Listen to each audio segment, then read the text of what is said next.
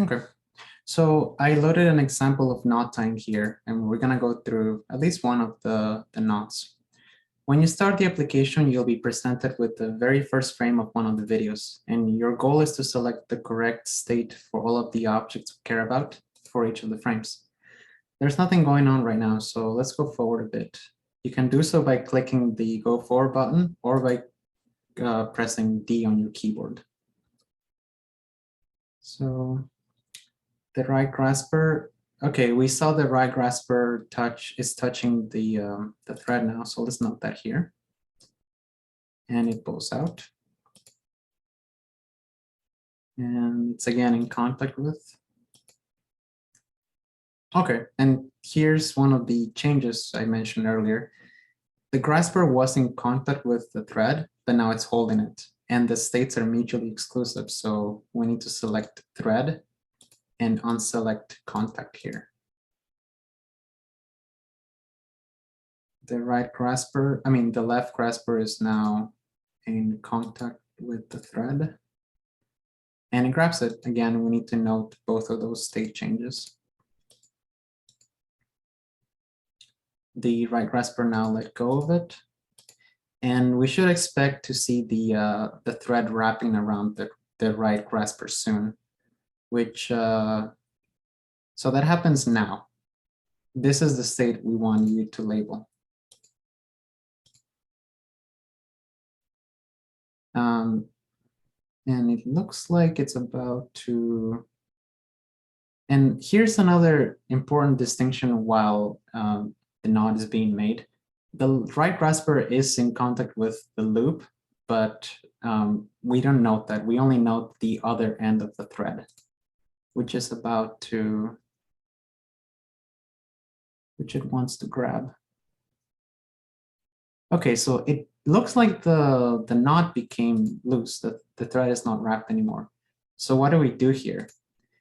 We can go back and find the spot where we had to make that change. And to do so, you can click on the Go Back button, or you can click on A. Doing so effectively erases the labels you've done. So you'll have to relabel everything up until that point. So it looks like we found it. We need to select NA for this state because it became loose. And it's trying to make the loop again. Okay, looks like it wrapped it just now. Let's say here. And it'll try to reach for the other end soon. So we see that there was contact. And now it's grabbing. And it's over, the loop is over the grasper. So we note loose.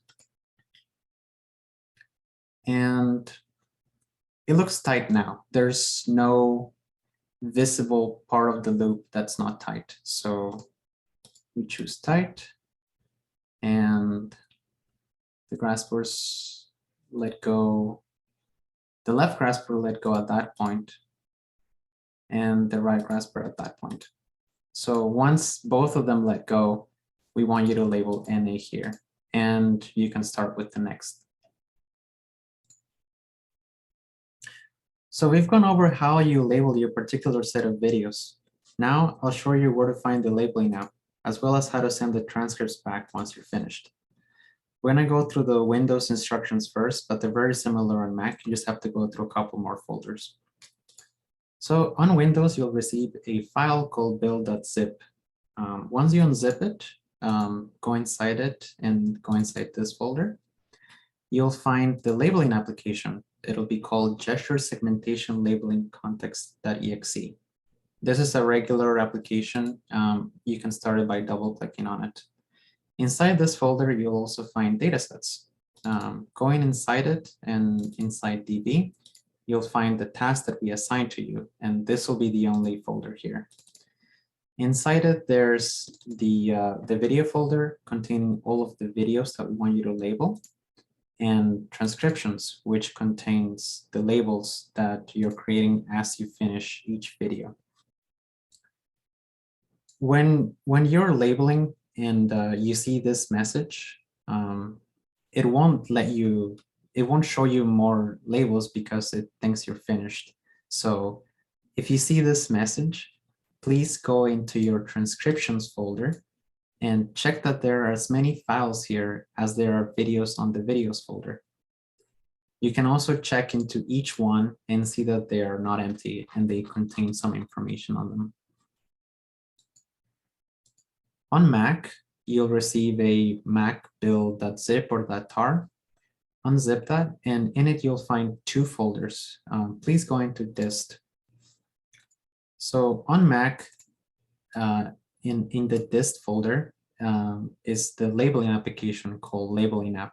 And to start labeling, you can double click on it. It is also a folder that you can go inside of by right-clicking and selecting Show Package Contents. And this is where the transcriptions and the videos are. That'll be inside Contents and inside Resources. And there's the Datasets folder. Again, as on Windows, we want you to check that there are as many files on the transcriptions folder as there are on video. And we also want you to check into some of the files on the transcription to see that they're not empty and there's actually data written on them. To send the labels back, we want you to create this. We want you to zip your transcriptions folder. And you can do so by right-clicking and selecting send to zip, or you can use WinZip or WinRAR. This file you can attach to an email and you can send it to either me or Kay. We're going to look through the labels, and if everything looks well, then you're good to go. But we might ask you to relabel some of them if we encounter some mistakes. If you liked labeling, we have lots more videos to label. So please let us know and we'll send you another kit. Otherwise, we thank you for all your help.